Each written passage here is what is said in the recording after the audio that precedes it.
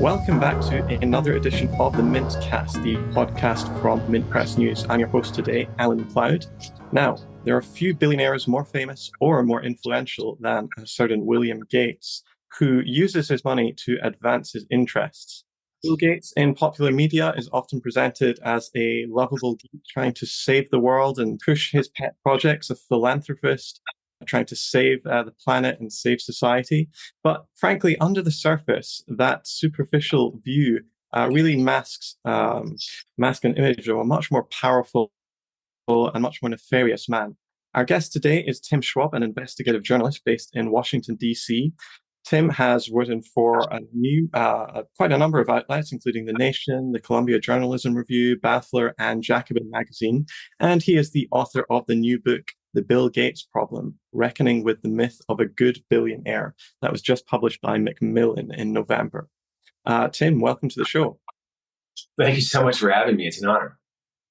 No, the pleasure's all mine. So I guess the first thing I'd like to talk to you about is Bill Gates and COVID-19, because he really seemed to peak his notoriety anyway, peaked during that pandemic, where he seemed to become this sort of go-to world expert on the virus, something that surprised a lot of people given his background in founding Microsoft and pushing Microsoft products into everybody's houses, actually. This led to all manner of weird conspiracy theories coming about what he was doing. And unfortunately, many of them overshadowed the very harmful actions that Gates took that caused considerable suffering around the world. One in particular was when Gates pressured Oxford University to essentially privatize their publicly funded COVID vaccine. Oxford had announced that its COVID vaccine would be open source and that any and all pharmaceutical companies could produce it for a very small price themselves, perhaps $2, $3, $4. And yet Gates was able to stop all this. Could you tell us about that, please? Yeah, it was interesting timing. I published my very first article on the Gates Foundation in March of 2020, which was right as COVID was happening. And it was kind of a strange time because in the months and years that followed, Gates was everywhere. He was on TV playing expert on public health, sitting next to Anthony Fauci. He was behind the scenes, behind closed doors at decision-making tables, helping organize a pandemic response. So this was absolutely, I think, the zenith of Bill Gates' philanthropic career. He had been working through the foundation on vaccines and public health for decades. It became pretty clear very early that we would need a vaccine. That would be the strategy we would take to solve the pandemic. And Bill Gates was the vaccine guy. And, he went out into the world and said, I have relationships with governments. I have relationships with pharmaceutical companies. I have a relationship with the WHO. I really need to be at the center of this pandemic response, certainly as it concerns the poorest people on earth. And what Gates promised was that his partnerships with the pharmaceutical industry would deliver vaccine equity, that the poorest people on earth would not be sent to the back of the line. But we found quite the opposite happened, that Gates' plan failed. It presided instead over what became known as vaccine apartheid. So all of Gates' charitable interventions and humanitarian procurement projects and his relationships with the pharmaceutical industry didn't change the logic of the marketplace, which was these pharmaceutical companies would want to sell to the richest bidders in the highest countries, and the poor would be left out. So it really was, in many ways, I think, the ultimate referendum on Bill Gates' philanthropic career, what he can accomplish when he has all of the power and all the cards, not all the power and all the cards, but when he's put in such a position of responsibility and that he failed on that. So I think that's really a teachable moment to say, when the next pandemic comes, we probably shouldn't listen to Gates. On the specific question of Oxford, I mean, one thing I found in this book, it's really stunning the level of influence that the Gates Foundation has in private pharmaceutical markets, where today the foundation is donating money to private pharmaceutical companies. It's starting new companies. It's sitting on the boards of directors of pharmaceutical companies. It's taking equities, shareholding positions in pharmaceutical companies. And so this gives it a great deal of leverage and influence over how entire fields of research and development can proceed. And the Gates Foundation had a longstanding relationship with Oxford University. This positioned Gates to go in and have this conversation and say, you're an academic institution, the way the world works, it's the large multinational companies that have the wherewithal, the marketing ability, the sophistication to get these vaccines across the finish line and into the arms of people. And he told, to your point, he told Oxford that they really should partner up with a large pharmaceutical company. Now, Gates might not have been the only one, or might not have been the single-handed, bringing down the hammer to force Oxford to do that. But certainly Gates, in a press release, let slip that he had pushed Oxford to go in that direction, and they did. They ended up partnering with AstraZeneca, and what we saw was a business as usual model, where you have large pharmaceutical companies that have a monopoly patent or monopoly control over how the vaccine would be produced, who would produce it, at what price, at what supply, and who got access to it. And I guess the important counterfactual here is to consider there was an alternative on the table, which was this idea of a people's vaccine. You had 4 nations around the world petitioning the World Trade Organization saying we should be waiving the patents. We should make sure that every capable manufacturing facility in the world is turning out as many vaccines as quickly as possible. So Gates really became one of the most vocal and visible opponents of that. The world, we ended up following the model, business as usual model of big pharma, of Bill Gates, and it didn't work. So I think that really is a great place to start this conversation about what the Gates Foundation is and what it's doing. Yeah, sure. And of course, and not long after the Gates Foundation Oxford University did partner with AstraZeneca. The latter did announce that it was going to be tens of millions of vaccines short because it couldn't actually produce the vaccines that it had promised, which basically meant that tens of millions of people went without a vaccine for a very long time. And in fact, that very long time, because of what you said about vaccine apartheid, led to a very ironic situation where there were people in the global north who had a glut of vaccines ready for them, but there was a lot of skepticism of it. And yet people in the global south were desperate for these vaccines, but couldn't actually get them. So it was one of the very strange ironies, and one of the worst things about all the death that happened there, that, Gates was actually involved in this. And of course, when you said that the Gates Foundation has a relationship with Oxford University, what you're really saying is they have funded millions upon millions of pounds of research at that institution. And that was specifically why Gates could get on the phone and talk to the people at the top of that university and actually sway them. If me and you tried to do that, they wouldn't even take our call. But suddenly, if Bill Gates gets on the phone, not only do they listen, they actually have to start thinking about the financial implications of saying no to somebody as rich and powerful as him. Sticking with COVID-19, there was a lot of praise and criticism of the World Health Organization during that pandemic. But one thing I was pretty much completely unaware of until reading it in your book is to the extent to which Gates has hollowed out the WHO's functions. I'll read you a short paragraph from your book, and I'd like you to comment on it. Here it goes. One reason that the WHO didn't have the expertise or capacity to manage the pandemic is that its authority had been eroded by the rise of the Gates Foundation. Gates has far more money than the WHO and has taken over key functions of its work. The foundation has also become the second largest funder of the WHO, which allowed it to shape what the organization worked on and what it didn't. Could you expand on that for us, please? What sort of influence does Gates have over one of the most important health bodies in the world? Yeah, so the World Health Organization, it's part of the United Nations. It's organized in a democratic manner where you have member states and you have voting, but you also have this private influence from people like, from organizations like the Gates Foundation, which is donating billions of dollars to the WHO. The Gates Foundation, much of the work of the foundation is on this issue of public health for poor people, this sometimes called global health, which is the same work that the WHO does. So, but the rise of the Gates Foundation in some respects has eroded the primacy of the WHO in this field because for the reasons we just discussed. Gates has more money than WHO. Gates is funding the WHO. There's a couple anecdotes I could share. As far back as I think 2007, the head of the WHO's malaria program issued an internal memo, which was leaked to the press, which talked about the Gates Foundation's far-reaching financial influence over malaria research. And he was saying that this was having the effect of stifling independent perspectives, and it had potentially dangerous consequences on policymaking in the WHO. And so this is a very highly credible, source. This is somebody inside the WHO.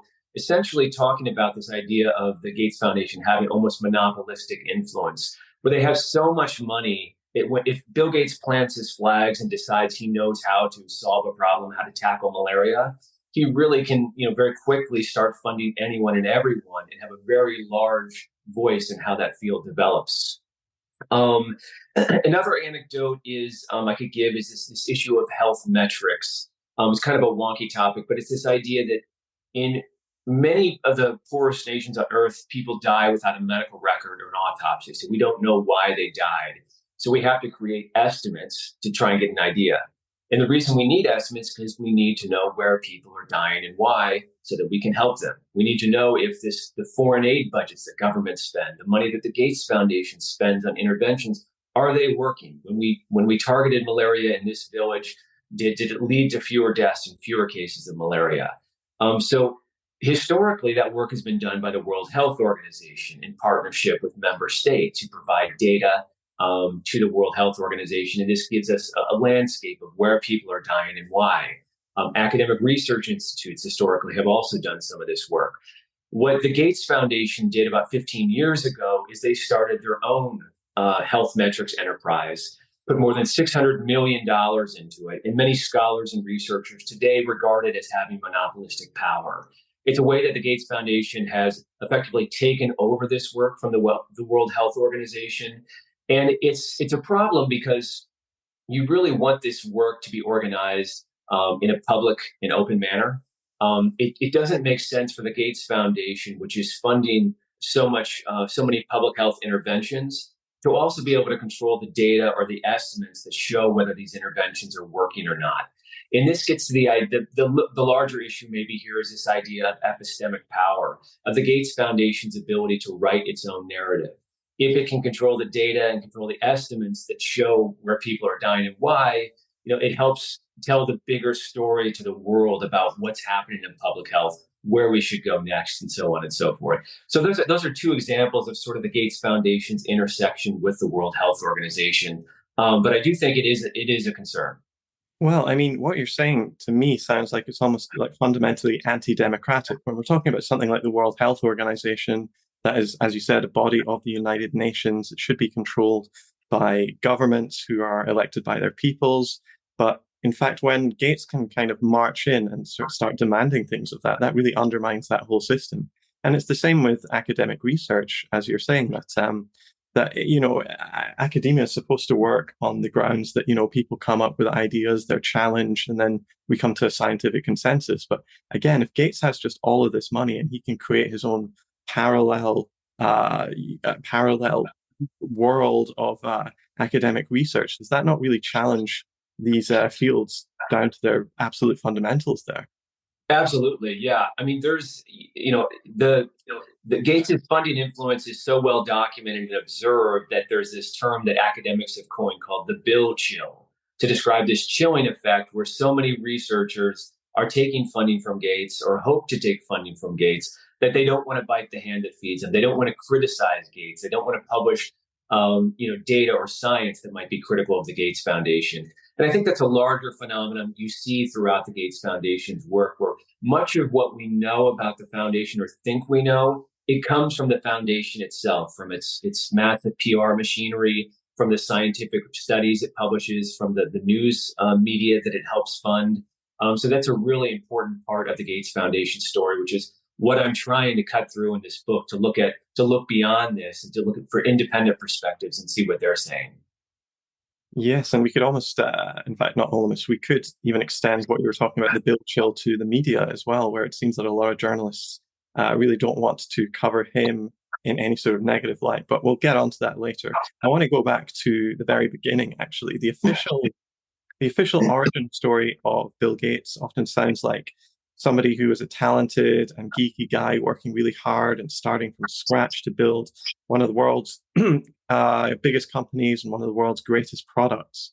But the reality, according to your book, The Bill Gates Problem, is quite different, isn't it? You actually tell the story of a boy from one of the Pacific Northwest's most well-connected and well-established families, more or less,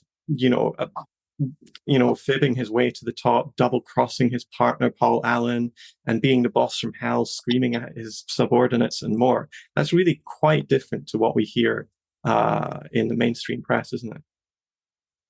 Yes, Bill Gates certainly came from a very well off, well to do, well connected family in Seattle. He went to the most elite private school in Seattle, where in the late 1960s they had a computer, a total rarity at that time. And it gave Gates early access to this idea of computer programming, computer technology.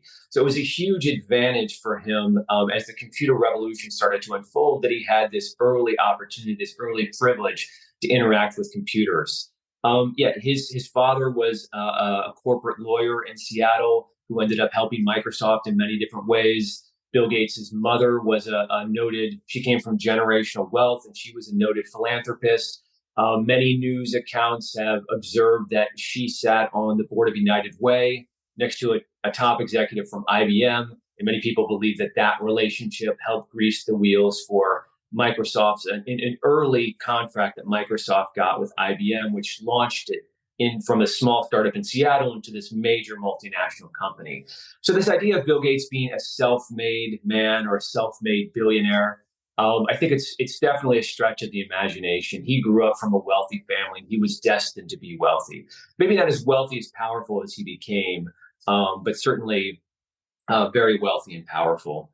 Yeah, I mean, I guess the other dimension this we can talk about is that I think some people have the idea that we wouldn't have computers without Bill Gates. We wouldn't have operating systems or word processors or spreadsheets because we use all these products today. Microsoft Windows, Microsoft Word.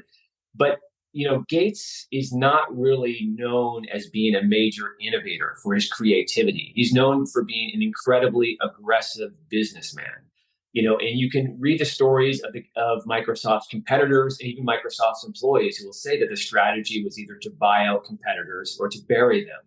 So that's really the legacy of Microsoft and Bill Gates. It's not so much around innovation, but it's arguably around stifling innovation, stifling industry.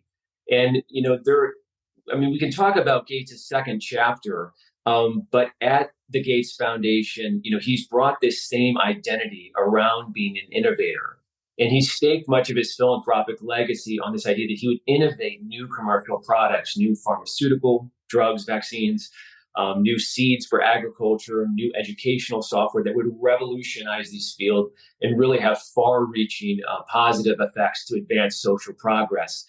And if you look at what Gates promised early in his career on that innovation agenda and look at what he actually accomplished, you'll find that in most cases, he hasn't delivered what he said he would. He hasn't delivered anywhere near what he said he would set out to achieve. So I think there's, again, this there's so many mythologies and contradictions that define this story. Once you peel back the layers, the Gates Foundation looks less and less like the common definition of charity. Yeah, and one of the most shocking parts was really reading about how he double-crossed his partner, Paul Allen. Allen assumed that the business was going to be 50-50, and then Gates simply insisted that he was going to take 60% of the business. And even as Allen was a bit of a pushover and he had his health got worse, he was diagnosed with non-Hodgkin's lymphoma. He actually heard that Gates was planning to dilute his shares even further. And I think that really shows the sort of predatory nature to Gates that you were talking about in his business sense, but also in his personal life. And of course, when we look back at the history of computers and actually many modern technologies which shape the globe today, so much of it was actually developed at public expense in places like the military or at universities. And it was only really at a time when it suddenly became profitable that it was handed over to the private sector. And that private sector really hasn't innovated very much. When you think about Microsoft products, I've been using them since I was a kid, and I don't think Microsoft Office has changed much in the last few decades, that's for sure. It's pretty much the same thing. And Gates's wealth is really based upon stringent intellectual property laws and the monopolization of an entire industry. I want you to speak a little bit more about Gates' stance on these issues and how, despite even himself being sued by the US government for antitrust and monopoly violations, which he lost, Gates and Microsoft just continue to go from strength to strength and became this absolute global behemoth. uh, without which it's almost impossible to think of the modern office, isn't it? Yeah, absolutely. So again, not only would we still have had the computer revolution without Bill Gates and Microsoft, but we might have better and cheaper products. So I think that's part of the mythology and the lore of Bill Gates is what a great innovator he was at Microsoft. But the values and that really drove his work at Microsoft, the neoliberal ideology, especially this idea of the primacy of the private sector, market-based solutions, that commercial products can drive social innovation. Bill Gates believes that the work he did at Microsoft, ushering in the computer revolution, was enormous, was a humanitarian feat that he was able to drive social progress through his work at Microsoft. And so he brings those same values to the Gates Foundation, including this idea about this really a dogma around patents and intellectual property and copyright. So, these, monopoly patents and copyrights were crucial to Microsoft's success, to making it such a valuable company, to making Bill Gates so wealthy. And as Bill Gates sees it, you can't have innovation, or no companies would pursue innovation if they weren't going to be rewarded at the end with a monopoly patent that would allow them to own that software, or for pharmaceuticals, say that drug, for a period of time where they could uniquely control how it was administered, how it was produced. The problem is that Gates brings this dogma to work in public health, where we have a situation where millions of people around the world are dying from diseases that we could prevent or treat if we had access to the drugs and vaccines and diagnostics that we have available. So, Bill Gates acknowledges that there is what he calls a market failure there. But he tries to correct it not through challenging this sort of unethical state of affairs where you have these large pharmaceutical companies who won't make life-saving drugs and vaccines available. Gates tries to correct this through what he calls market-shaping activities. So it's working with and through the pharmaceutical industry to try to do things like buy bulk purchases of drugs or vaccines at a lower price. And of course, when the Gates Foundation is able to get vaccines into the arms of poor people, that is going to help people and that is going to save lives. But he's doing it in a quite an inefficient way, and in a way that creates obstacles to better, alternative solutions, as we saw in the pandemic. Working with the pharmaceutical industry in a patent forward manner. That is one way to resolve this issue about, access to medicines, but it's certainly not the only way, probably not the most efficient way, not the best way. And the real rub here, I guess, is that many of these large charitable projects that the Gates Foundation starts and helps run, they're heavily funded by us taxpayers. So tens of billions of dollars in public funds go into these projects that the Gates Foundation favors or the Gates Foundation runs. So this is a real trigger for accountability for all of us to say, well, is this really the best use of our public funds? Gates has a very narrow, often dogmatic idea about how to solve problems, about the best charitable interventions. It's usually, history has shown, we now have 2 decades of evidence we can point to. It's often the outputs are not particularly impressive.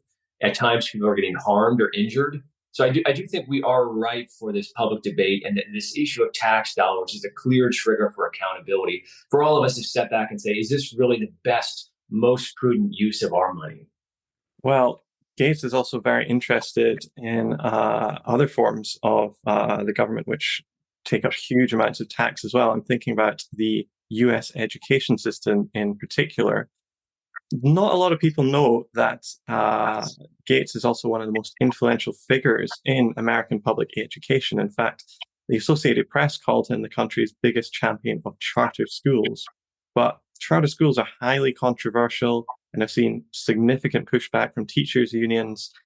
If people don't know what they are, they have been uncharitably described as basically privatizing schools and turning them into little businesses. Could you explain what Gates's plan for the US education system is, and how influential do you think he is in changing the way we are educating children today? Yeah, he certainly is very influential. I think his influence really maybe perhaps peaked during the Obama administration. because that at that time, the sort of neoliberal interventions he brought to the table were so clearly in sync with the Obama administration also. And this is what you see in a lot of the Gates Foundation's work, that it's not as so much him playing puppet master, but just this kind of neoliberal mind meld where he's able to partner with other powerful, especially corporate structures, to work together to build allies and to build a network of power. So yeah, across the Gates Foundation's work, this is something you see again and again, is this idea of the primacy of the private sector. So you pointed out with charter schools, which are, privately run public schools. They've been around for decades. We can now look at the evidence, and there's no evidence that they outperform traditional public schools. So in terms of the amount of energy and money that the Gates Foundation has put into this, the way that Gates has used his bully pulpit to make the world think about charter schools as the solution. It's one of many places where the Gates Foundation made these big bets on these new models that would revolutionize education, that would teach children better, and it hasn't worked.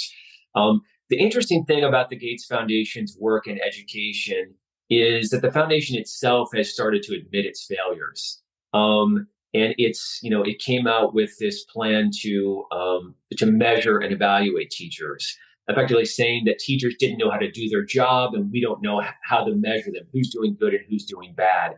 So the foundation created this kind of or engendered a certain name and shame zeitgeist that was trying, under the auspices of holding teachers accountable. It ended up in many places having the effect of really vilifying teachers or reducing the morale of teachers.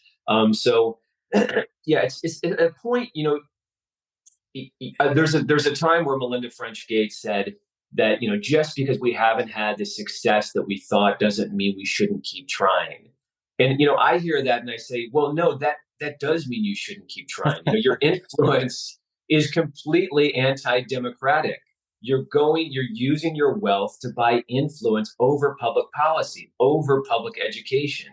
So it's anti-democratic at the beginning. And number two, it's not working. And the third part of this is it's not just that when these interventions fail, that they fail, but there's collateral damage. There are people being hurt. There are teachers who are being told they don't know how to do their job.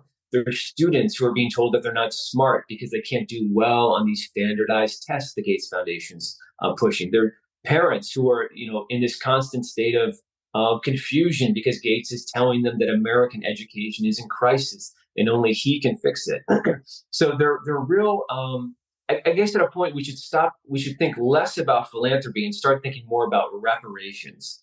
Why don't we get to the point where we ask the Gates Foundation to pay to repair all of the harms that the Gates Foundation has caused? And it's not just in public health, but we could talk about or not just in public education, but you could look across the work that the foundation has done. It's just philanthropy is not a substitute for taxation, and we probably should be thinking more along the lines of reparations. Yeah, I mean, just on the terms of the education system, I can only imagine the irreparable damage to so many young people that sort of system has done when they're trying to force everybody into certain molds, trying to, teach the tests, this sort of thing that really does not do any good for children's long-term development, frankly. So yeah, as you said, reparations could be the answer. Nevertheless, I still think Gates gets a very easy pass in the media. And this whole time we've been talking about the great chasm between the image of Bill Gates and the reality of what he actually represents. And so much of that has to do with the media coverage of him. How has he been able to manipulate the press into presenting the world's richest and potentially most influential or greediest man as a philanthropist? How has that happened?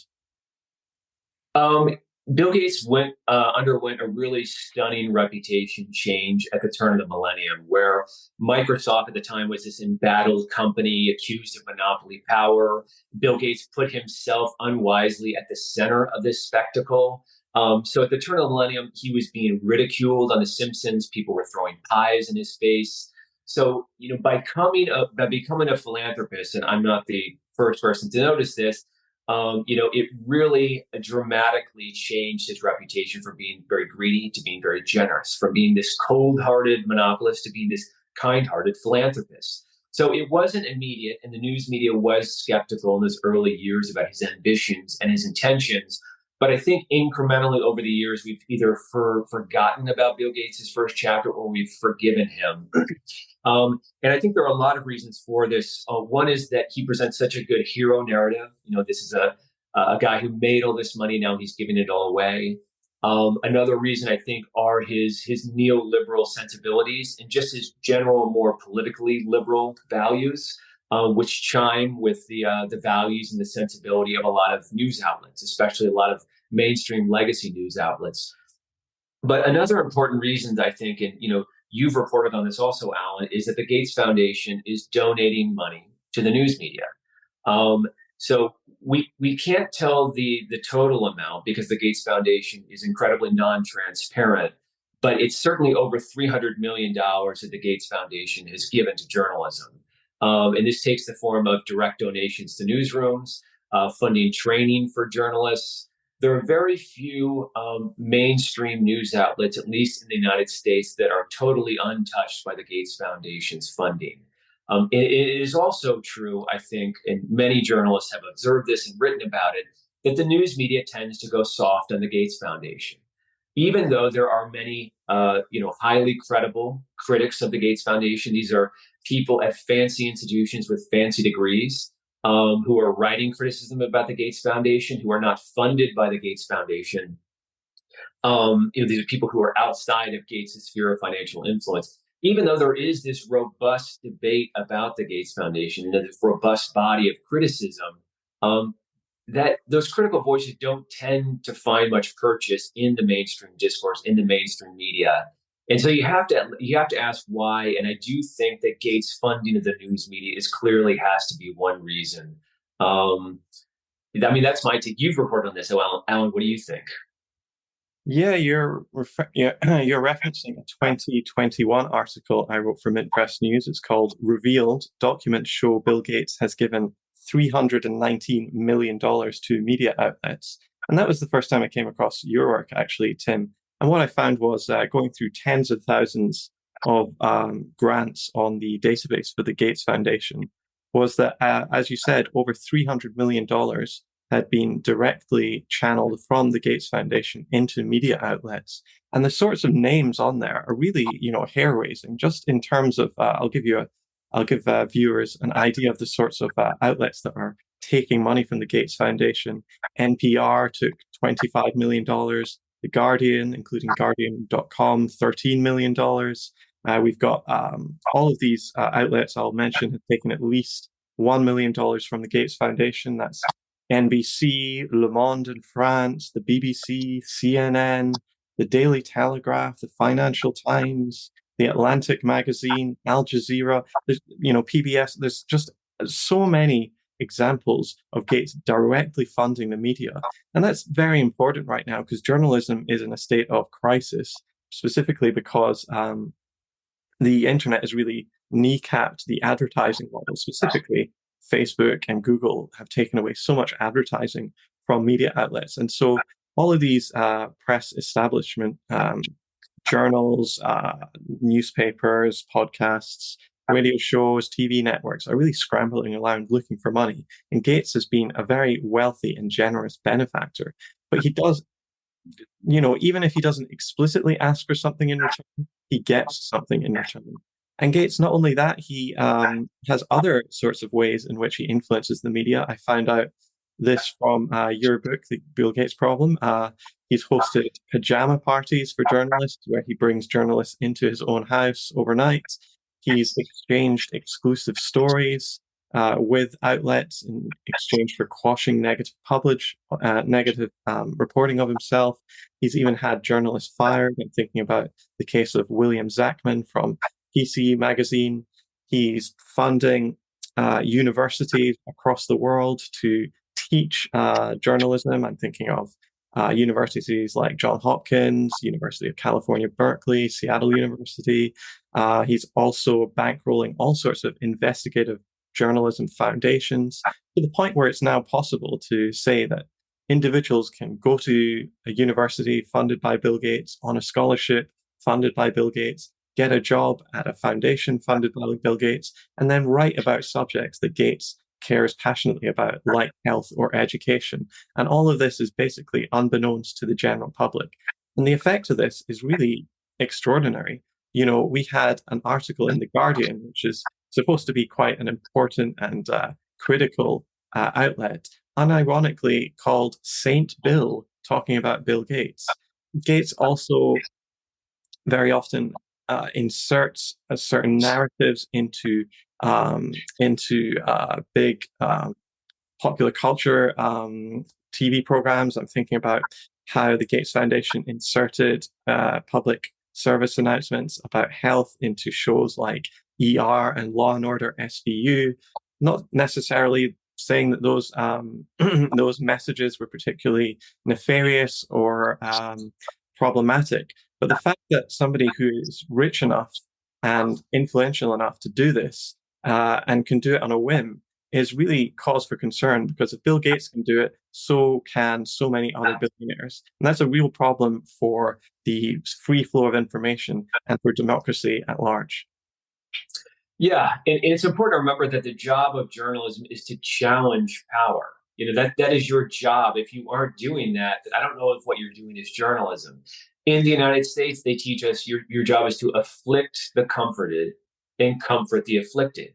And if that really is your practice of journalism, then Bill Gates and the Gates Foundation should be among the most investigated, scrutinized, challenged people and institutions in the world, but they aren't. And we know that they aren't because you can set up a Google News alert like I have and see the news that comes out day after day of the Gates Foundation. So, journalists from the Seattle Times to Vox to Columbia Journalism Review to you with Mint have looked at this media bias, and we have to ask why there is this media bias. And I think that Gates funding of journalism is one important reason, maybe not the only reason, but I absolutely think that all journalists should immediately stop taking funding from the Gates Foundation. It's just the potential for bias and the potential for losing your independence and your integrity is too great. It destroys or erodes public trust in the independence and integrity of your reporting. I just think it's a bad practice to be taking funding from the Gates Foundation at this point. Yeah, a case in times of that is Bill Gates's local paper, the Seattle Times. Back in the day, up until the early 2010s, they were really very critical of Gates. They were really looking into what his function is, what his role is, what his actions were. And like you said, they were scrutinizing power. So, for example, there was one article in 2011 that talked about the Bill Gates Foundation, and they wrote that the foundation's grants to media organizations raise obvious conflict of interest questions. How can reporting be unbiased when a major player holds the purse strings? That's what Seattle Times wrote in 2011. But that was before the newspaper accepted Bill and Melinda Gates Foundation money to fund its whole education lab section.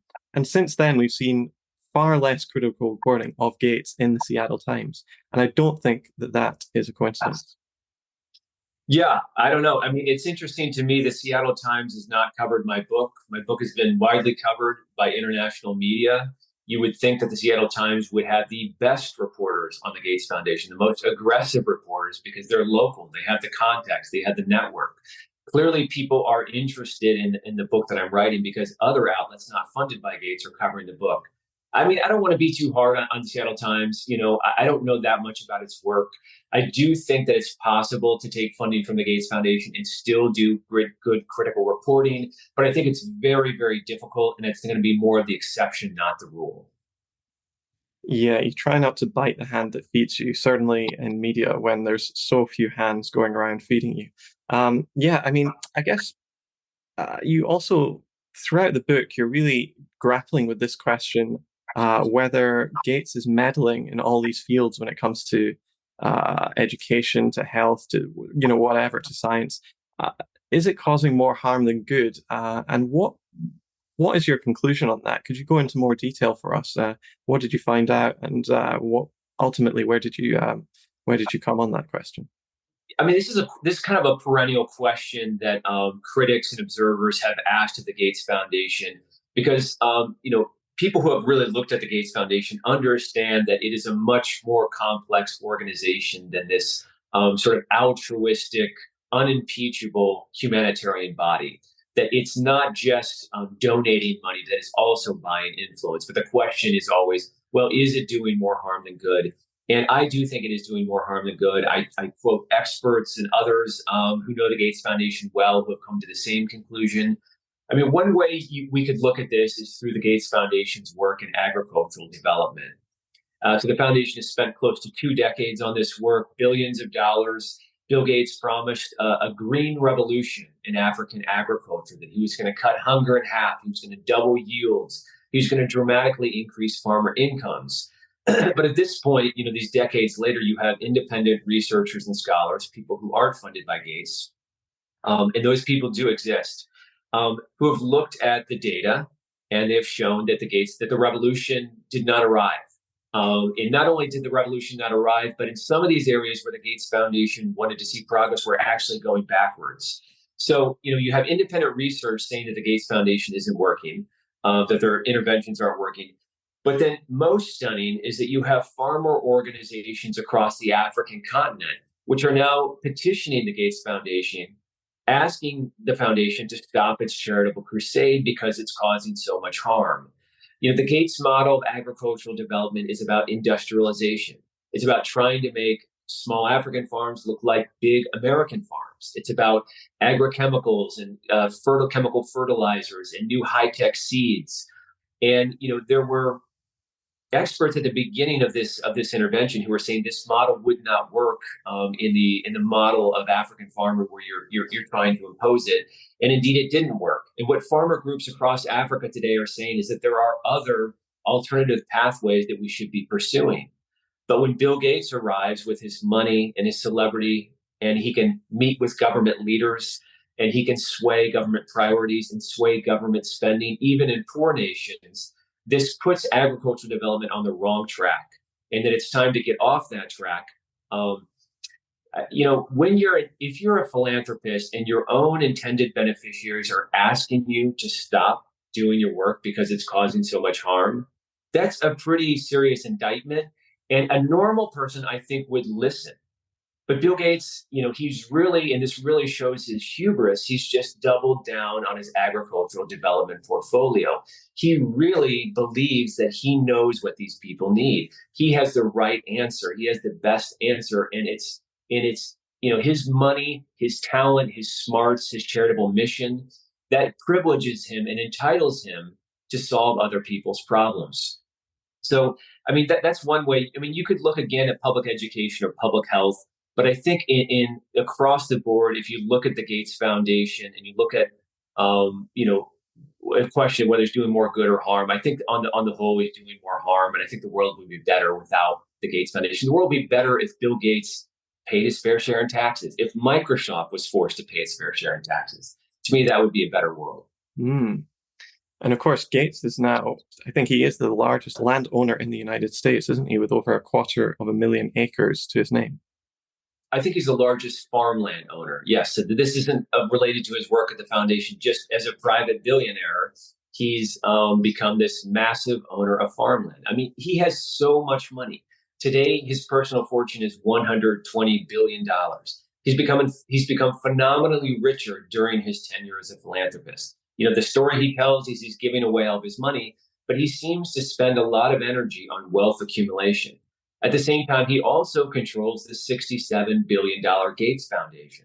So between these two funds, he's controlling somewhere around $200 billion. I think we have to ask, is the world served by having that kind of concentrated wealth?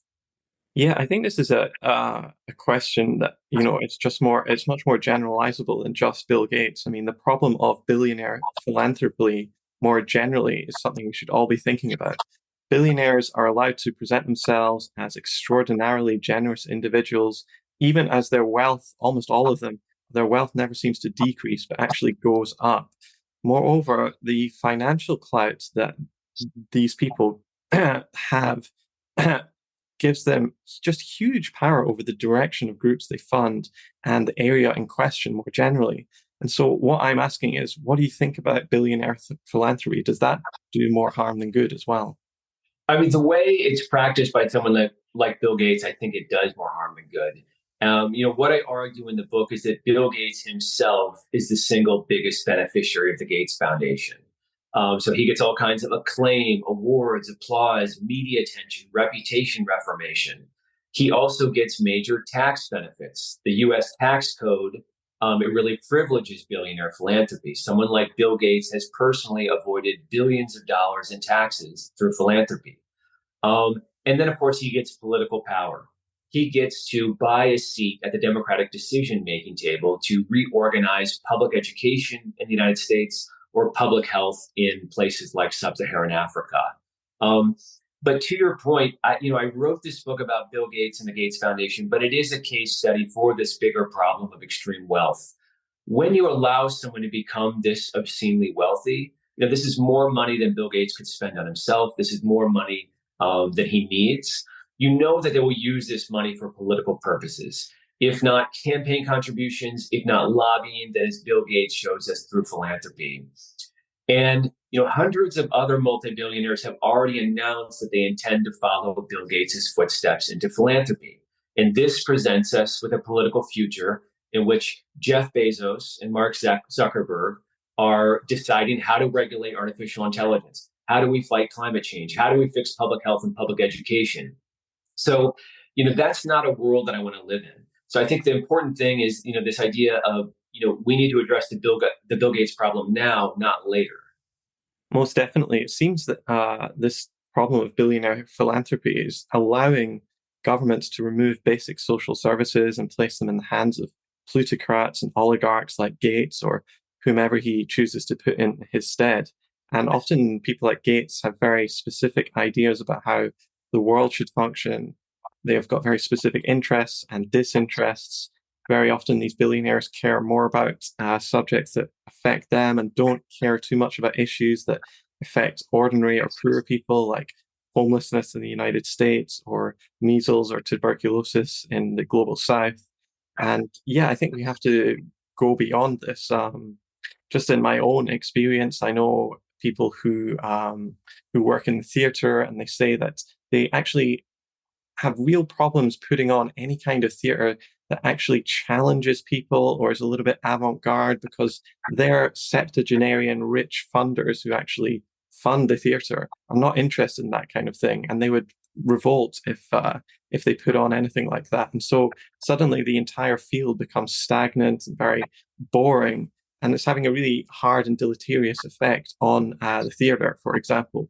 I'll steal a line that I read in your book. It's actually quoting from Martin Luther King. The book, once again, if you're just joining us, is The Bill Gates Problem, Reckoning with the Myth of a Good Billionaire.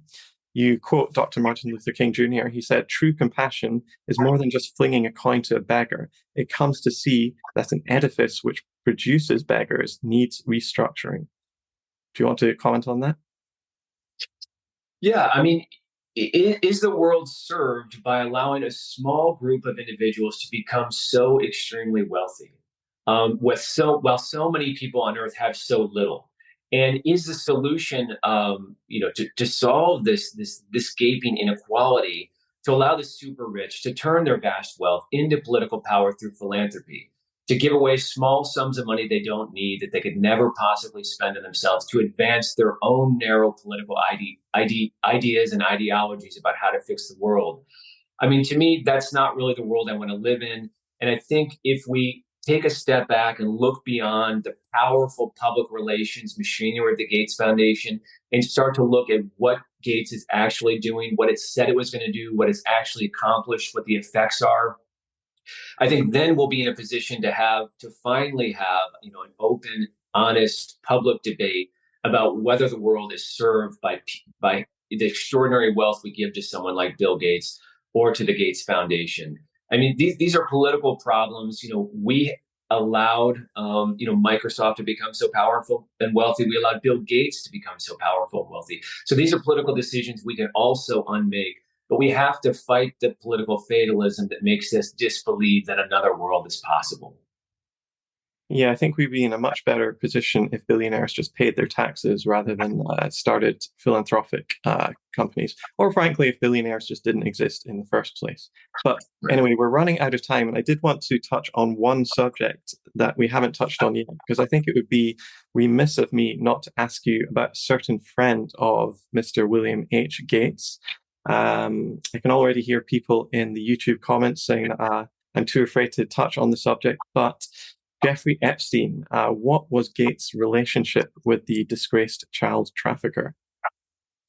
So Jeffrey Epstein is dead, so we can't ask him. And Bill Gates has been less than forthcoming about his association. We know that he met with Jeffrey Epstein a number of times. We don't know how many times.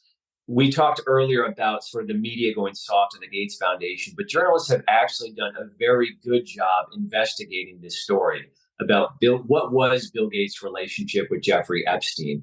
So it's an important story. It's an investigation that should continue. It'll be interesting to see what the next bombshell headline comes out with, but it shouldn't distract us from also examining the behavior of the Gates Foundation. Bill Gates says that he met with Jeffrey Epstein very innocently because he thought he could help him raise money for philanthropy. I think a lot of people question, why would Bill Gates, one of the richest guys in the world, a man sitting on a $120 billion fortune, why would he need Jeffrey Epstein's help raising funds for philanthropy? So it's certainly it's an important thread that we should keep pulling to find out what this relationship is. I think we should also take a step back. The Gates Foundation puts billions of dollars into charitable work related to gender equality and women's empowerment.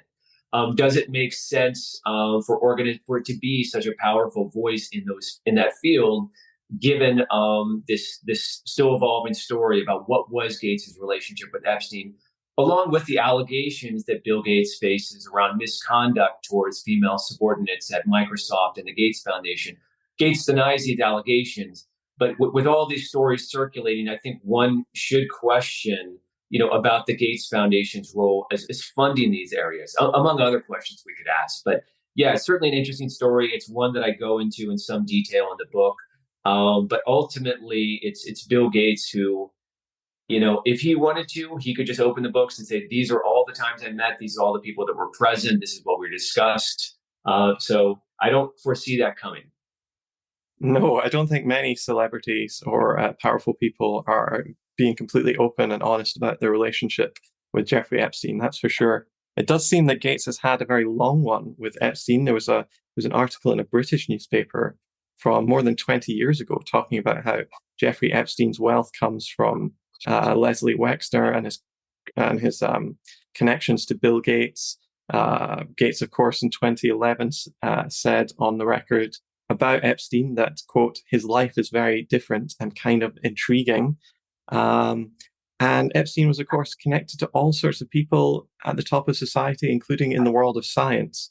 Um, what I would ask, just as a final follow-up, is a lot of this sort of new information about Bill Gates and Jeffrey Epstein coming out because it has been leaked by Bill Gates' other half, Melinda French Gates, or is that not the case? I don't know. I don't have insider knowledge about that. That's certainly been rumors and speculation that as they move towards a divorce, I can't remember, was that late 2019, I think, that all of these stories began to trickle out at that time. Is that just a coincidence? It's hard to know. But I will say it is interesting that Melinda French Gates said that she herself met Jeffrey Epstein and she knew immediately what a monster he was and what a liability I think he was to the Gates Foundation's reputation to be associating with him in any respect. And there's a reporter for the New York Times who said the same thing, that he met Jeffrey Epstein in person and immediately knew something was wrong. So it's just like it's one more problem with Bill Gates' official explanation that they were meeting to discuss philanthropy. These were professional meetings. Everything was above board. It's why in the world would Bill Gates associate himself or his philanthropic work with someone like Jeffrey Epstein? Hard to explain. Hard to explain indeed. All right, we've been talking with Tim Schwab, the author of The Bill Gates Problem, Reckoning with the Myth of the Good Billionaire. Tim, where can people follow your work if they want to hear more? I'm still on Twitter, Timothy W. Schwab, and I'm trying to broaden out to the other platforms right now, LinkedIn. All right, great. Well, if you made it this far, just let me plug our Patreon page. We would very much appreciate it if you would support us financially on Patreon. You can find a link down below.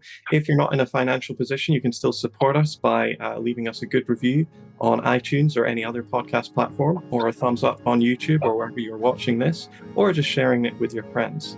But until next week, Tim Schwab, author of The Bill Gates Problem, Reckoning with the Myth of a Good Billionaire, thank you very much for your time.